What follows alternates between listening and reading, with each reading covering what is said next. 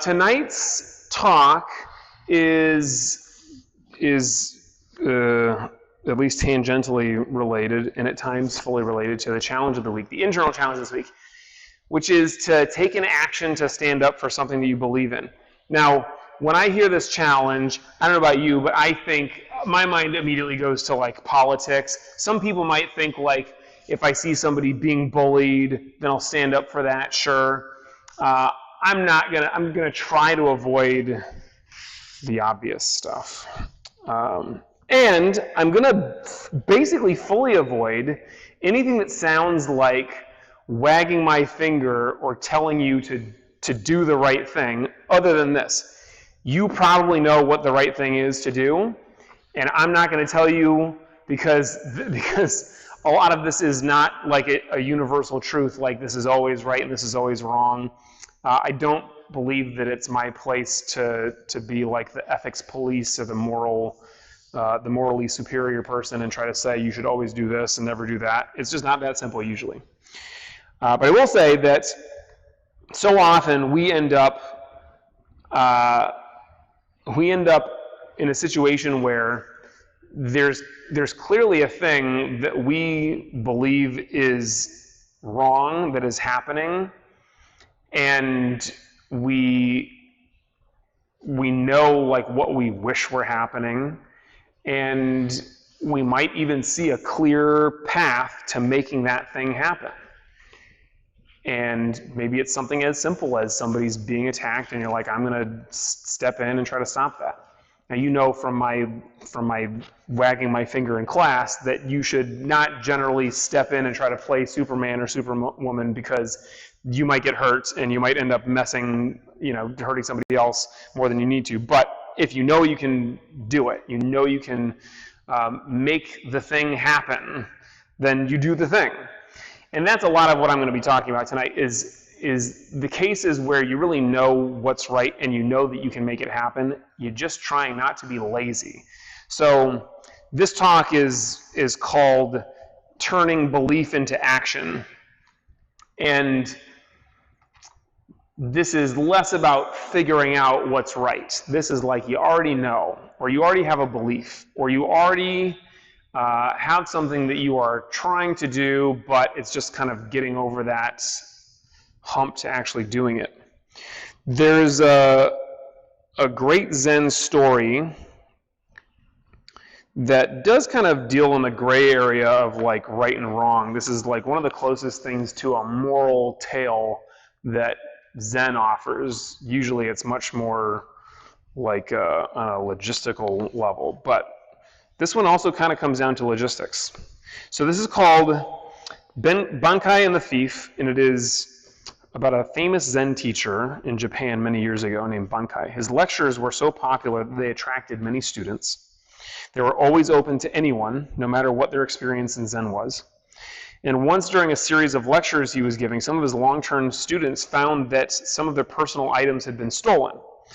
And there was an obvious suspect that was a new student who had just showed up. And so they searched his rooms and they found some of the stolen items in his room. In another version of this story, this student is portrayed in a better light. They're so hungry in the middle of the night that they can't meditate, so they sneak into the kitchen to swipe some food. But I like this version more because this is obviously like wrong. The students stealing stuff from other students. So the students went to Bankai and they asked him to expel the thief, but to their surprise, Bankai did nothing. Not long later, other things were stolen, other personal items. They found them in the room again. And this time, the students wrote up a petition. They got signatures. They presented it to their teacher, Bankai. And they asked formally that the stranger be expelled. Bankai accepted their petition, telling them he would reveal his decision the next day. The students all gathered together the next day to hear his decision. So Bankai spoke to them saying, "I've read your petition, but I'm afraid I cannot expel this person who is a known thief. You are all good students and have been with me for a long time, he continued, and I will do everything I can to help you find another teacher if you wish to leave. But I must explain why I cannot expel this person as you request. As good and conscientious students, you will all have no problem finding another teacher. Clearly, you all understand the difference between right and wrong. And this poor fellow here, though, he said, pointed at the thief, does not yet understand that fact. Now, if I were to expel him, as you want me to, he would be disgraced, and no teacher would accept him again. If that were done, where would he ever have another chance to hear and understand the Dharma? For that reason, I must reject your petition, even though it might mean that some of you, my longtime and conscientious students, would leave me. That would be a sad event, but I cannot allow such a thing to occur and deprive this poor man of his chance to hear the Dharma. So for that reason, I reject your petition. And when hearing this, the thief broke into tears, which is the way that a lot of these Zen stories end. It's kind of like an awakening for the thief. The story goes that he became Bankai's best student, and it is presumed eventually achieved understanding of the Dharma with Bankai as his teacher.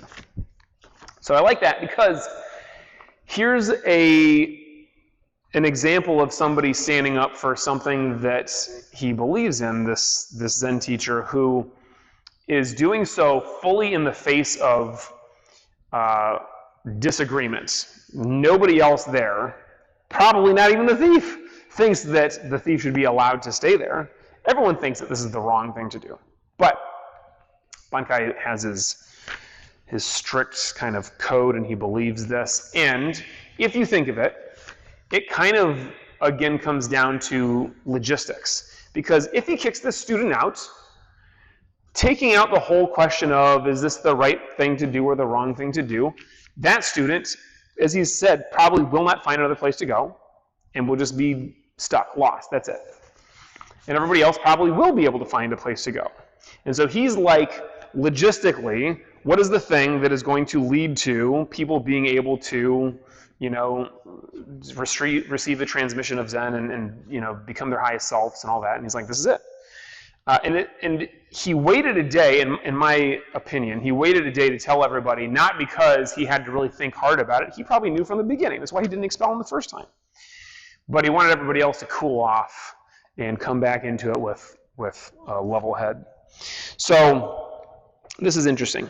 There is often this space that shows up between what we know is the right thing to do and then us actually doing it.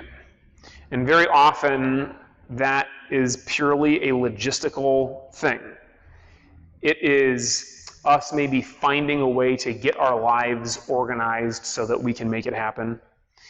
It is just kind of the logistics of getting ourselves motivated enough to do it. So many of you had wonderful goals that you set for this year, and maybe some of you are actually keeping them. I know you are. And some people, most people, have not. Most people, they said, I'm going to run.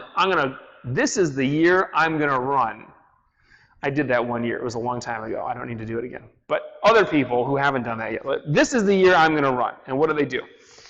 Their shoes are still, they bought new shoes. They're like, if I buy these shoes, this is going to be the thing that makes me actually run this year. They bought those shoes, and maybe they're still in the Amazon box. They put them under their bed, and they're like, one of these days I'm going to pull those shoes out. No, see, what you have to do is take the shoes out, try them on once, make sure that they fit, and then put them untied, fully laced, ready to go, like literally right there next to your bed, so that when you get out of bed, you're like, ooh, I'm in my shoes, and it's time to run. Because one of the secrets is to forming a great habit is just making it as easy as possible. In fact, making it so easy that it's harder to not do the habit than it is to do the habit. And so think of this not only when we're making habits, but also just like when you're trying to, do the right thing or stand up for something that you believe in, like, what is the logistical thing that's in your way? And it could be that you're thinking of the logistics of, how do I convince these people that this is the right thing? Okay. But a logistical problem is one that is usually fairly easily solved. It's not something that you have to hem and haw about and go back and forth and be like, oh, I don't know, should I do this or should I do that? You just do it. You just find the way to do it. I think this is a very valuable, powerful way of thinking about these kinds of problems. Like we say in practice, it's not a problem, it's a challenge. And the challenge is one that is put there to be met.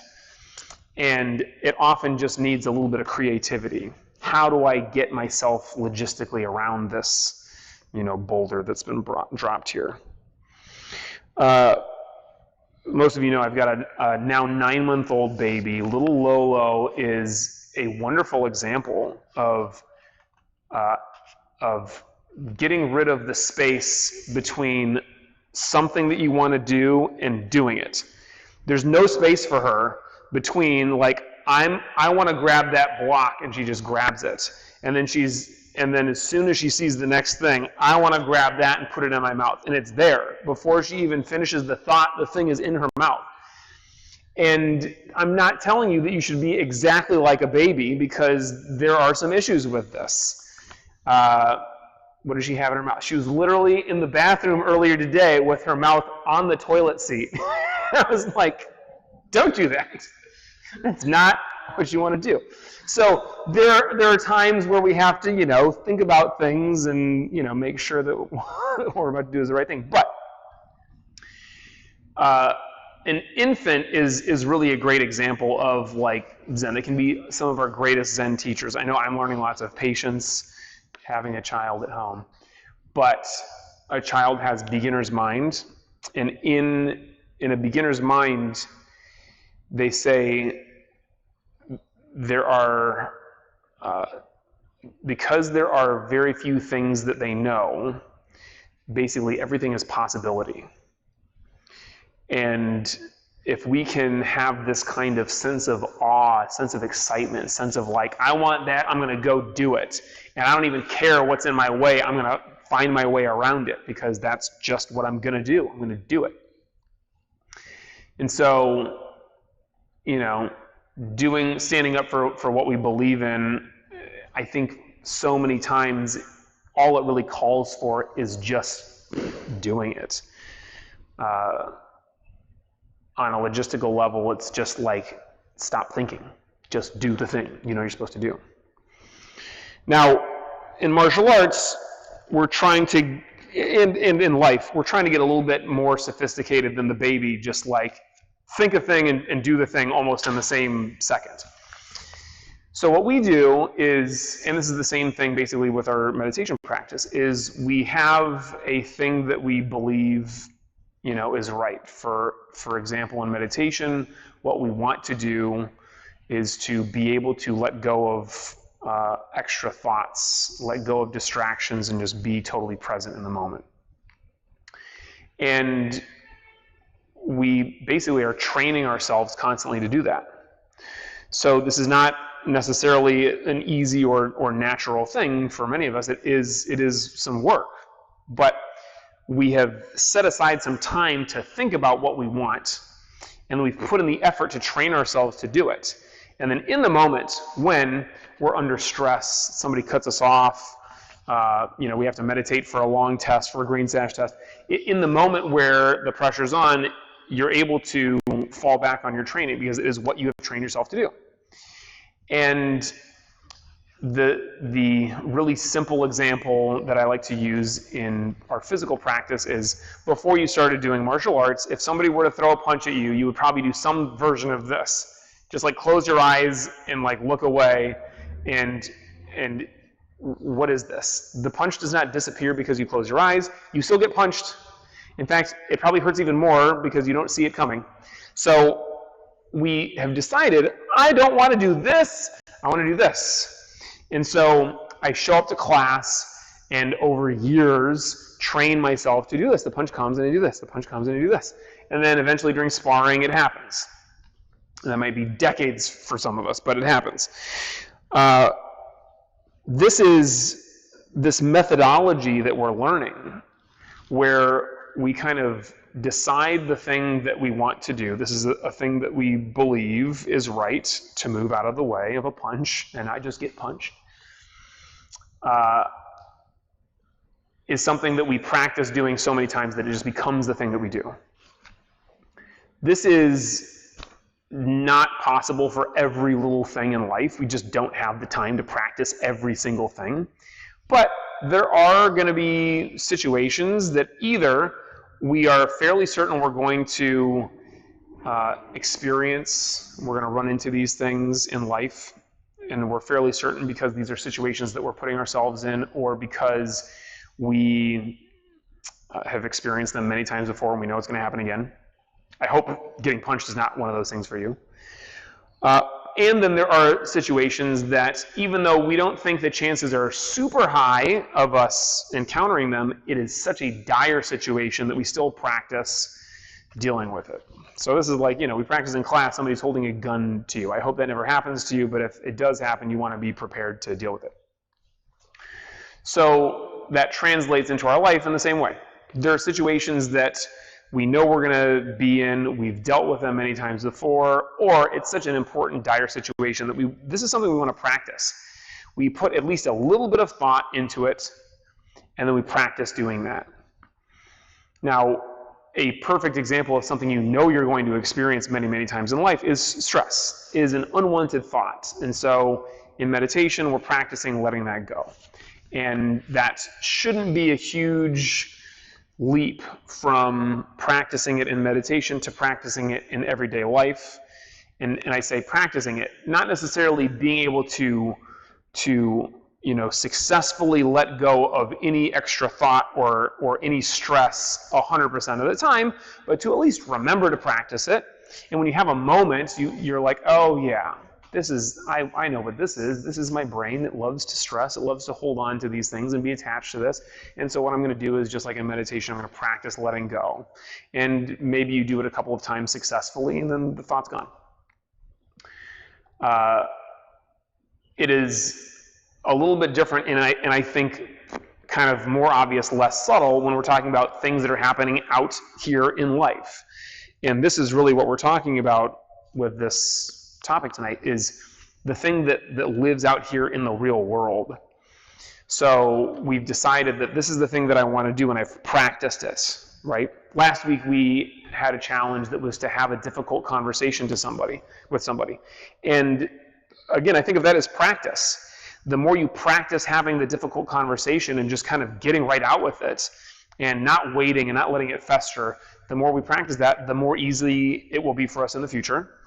And the more kind of automatically we will go to that. In fact, we can kind of nip things in the bud so that it never really becomes a difficult conversation. The first sign of something that needs to be addressed, we just address it. So that's a kind of recurring thing with this, is the immediacy of it. Rather than waiting too long, just deal with it.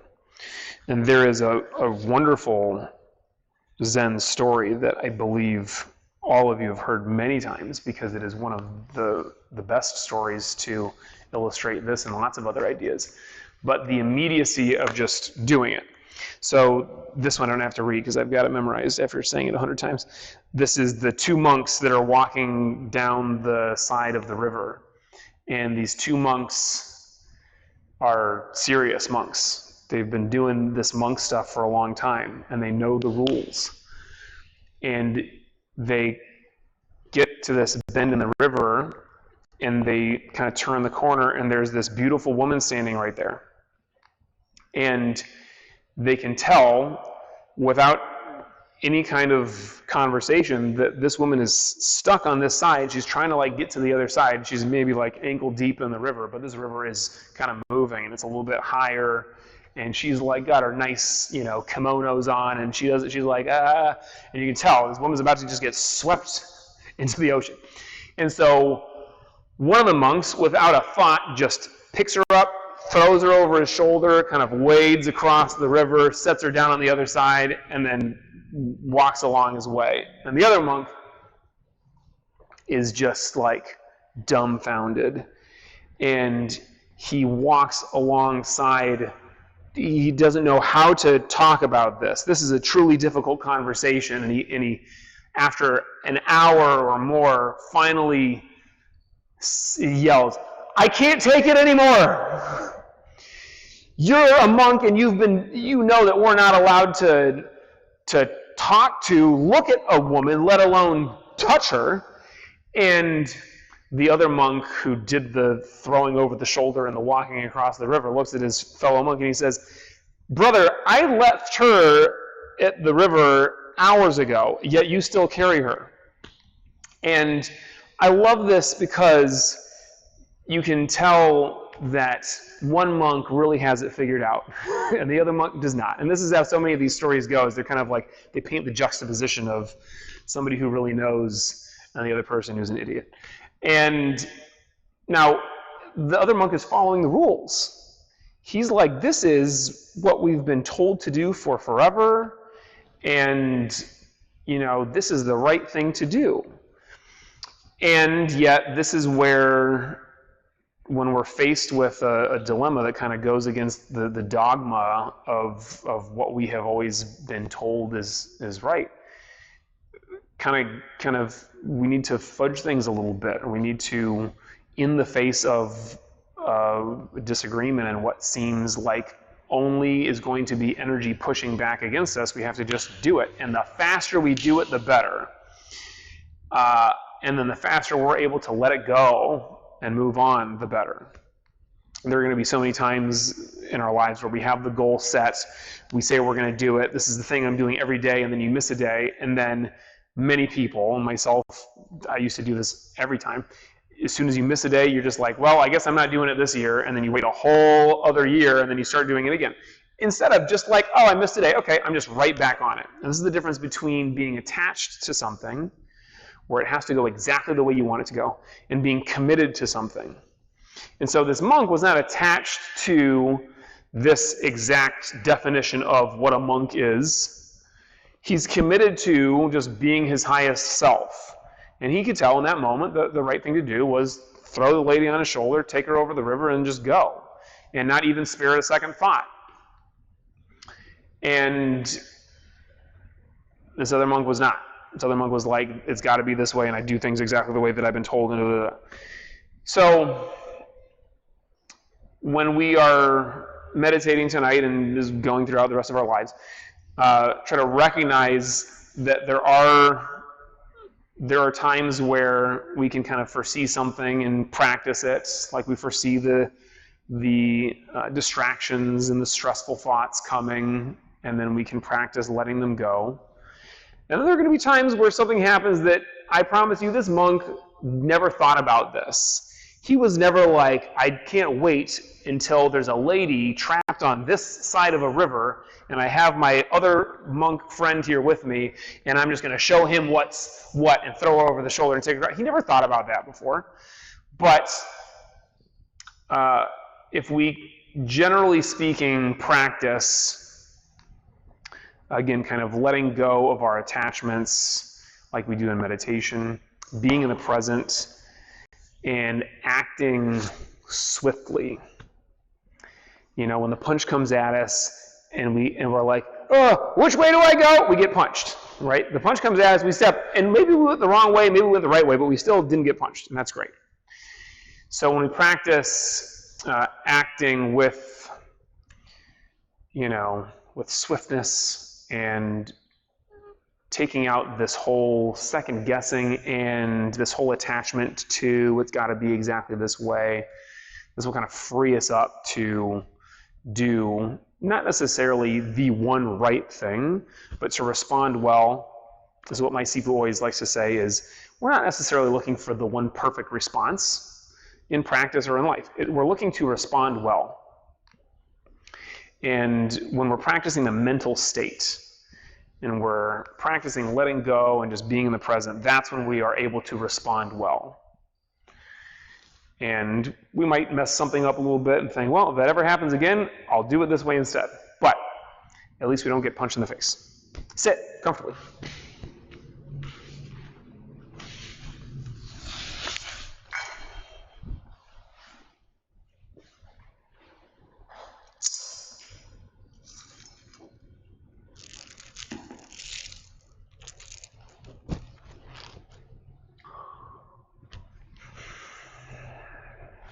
Hold. Close eyes. Spine straight. Eyes upturned. Relax. Watch the breath. Let go of all thoughts, worries, and cares. Be here now.